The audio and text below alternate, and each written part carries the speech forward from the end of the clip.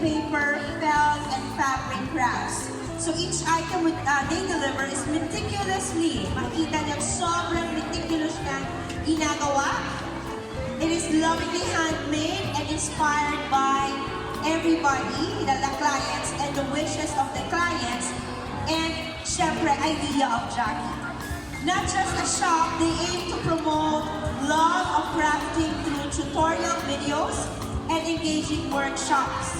So without further ado, I'd like to introduce to you to the artist behind this beautiful, beautiful creation of felt, Miss Jackie Padubo. Let's give her our warm round of applause, girls. Okay, thank you, Jackie. Can you tell us what planner-related craft are you going to teach each and every one here? So, good afternoon everyone. I'm Jackie Padubo, National Teacher. So this afternoon, I'm going to teach you how to make what we call planner self-charms. This is just a sample, pero I'm gonna teach you simpler ways of making flowers. So, I actually have here a sample mga tools that I use. This is a C66 die, 3D flowers die siya. So normally you can use yung mga ganito if you have one to make felt flowers like this one. So I pre-made na.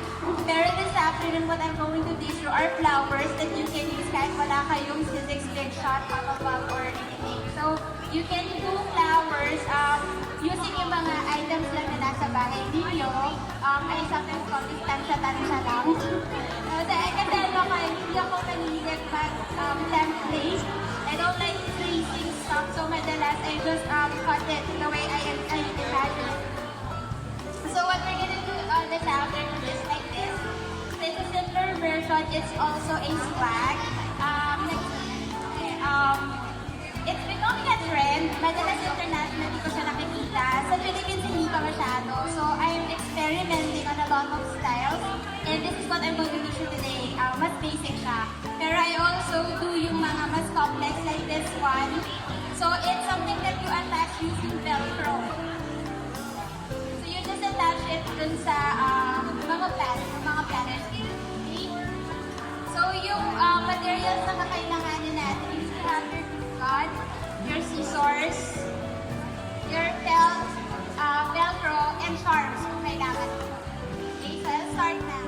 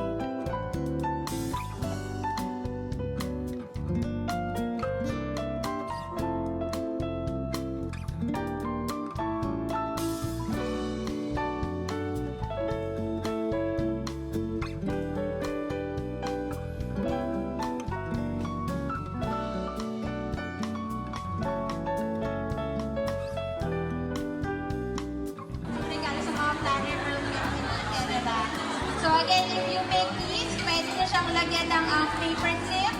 Suksok mo sa ibabaw, it's already